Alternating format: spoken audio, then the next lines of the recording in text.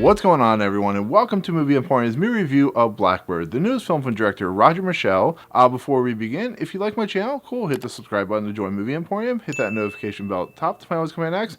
Hey, if you like this video, cool, hit that like button, as well as commenting below on any video that you watch, including this one. So the story of Blackbird is a story of a husband and wife who are played by Sam Neill and Susan Sarandon.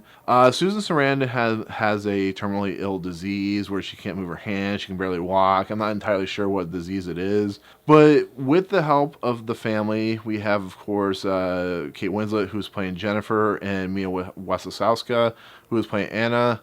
They've kind of basically come to the conclusion, or basically designed after months of planning, the eventual assisted suicide of the Susan Sarandon character, and they decide that at the end of this whole situation that they're going to get together, we're going to have family members come in, and they're going to be there for, the Susan Sarandon character in her last days before she dies. And this movie deals with a very taboo subject, a very hard subject, whether it's right to allow someone to basically kill themselves. Is that something you can do in a family situation? Should it be allowed? And through most of America, where this is set, it's really not allowed. It's considered like killing your own self, or it's very looked down upon, and very, in religious aspects, it can be looked as a sin and stuff like that. So the idea of this movie and the idea of the nature of these four characters having to come to terms of this situation is a movie that is really fascinating to watch, but gets a little schmaltzy and a little kind of manipulative in the aspects of it, because we also have Rainn Wilson in this movie, who plays the husband of the Kate Winslet character. He's a very milquetoast human being, where he's good at giving like information, but he is supportive of her. But of course, you can see kind of the dynamics of how it's pressuring on him.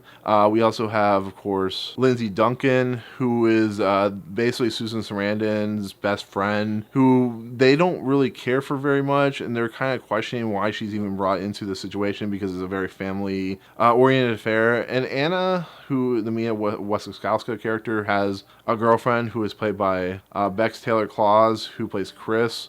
And she is another person like Liz, they question why she's even there, because this is a very deep and morose and hard subject matter to deal with. And then the Kate Winslet and Rainn Wilson have a son who is played by Anson Boon, and I think he's the most fascinating character because he questions everything about this whole scenario. Because if you notice something about this movie when you're watching it, nobody really wants to question it, because everybody fears that the wrong answer is going to be put on place and the wrong question is going to be put on place.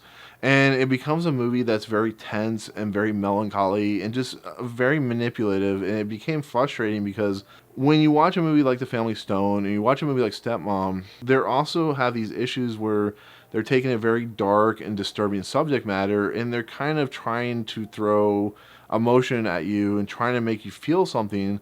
But in the process of feeling something, you almost feel like you're being betrayed in that process. You know how the story's going to play out. You know these characters are going to have problems, because Anna and Jennifer do not see eye to eye. Anna has some real true issues in this movie. And you see Sam Neill's character, and he doesn't really respond very well to this situation, but he's the one that kind of has to keep everything on level. And then you have the Susan Sarandon character, who actually does probably the most heavy lifting in this movie, just on the simple fact that she has this terminal illness. So it's a movie that has a very interesting structure. I understand what they're doing. This movie was also based off a 2014 movie that was written by Christina Thorpe, and she writes this movie, and I get it. I understand where they're going for, what they're trying to play with, but it feels sometimes like we're trying to just get emotion out of you.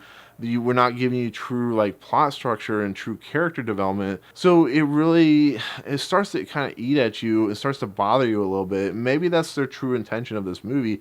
Maybe the idea of trying to get a reaction out of you is what it needs to do. Maybe the idea of the assisted suicide and stuff like that is something that truly needs to kind of be put out in the forefront, because, you look at something like Jack Kevorkian. He was really for this type of stuff, because people, when they're in pain, they don't want to be in pain. They don't want to be in tubes and stuff like that. They don't want to have to be fed through a tube.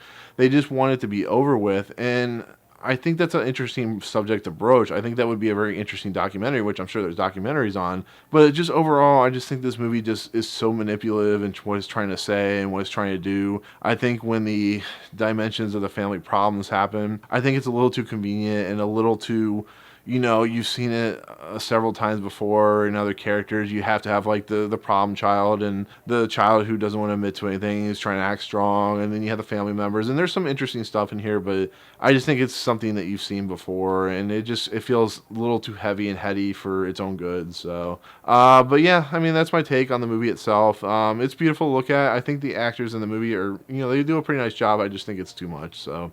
But yeah, that'll do it. That'll be my take on this movie, which is Blackbird. Thank you so much for watching. Let me know in the comments below what you thought of the movie. Did you like it? Did you not like it? It will be on VOD, I think September 18th or something like that, so more people will watch it at that point. But yeah, let me know in the comments below. But anyways, if you like my channel, cool. Hit that subscribe button for Movie Emporium. Hit that notification bell at the top to find out what's coming next. And if you like this video, cool, or any other video, cool. Hit that like button. If you dislike it, it is what it is. But otherwise, I'll see you guys in the next video. Peace out.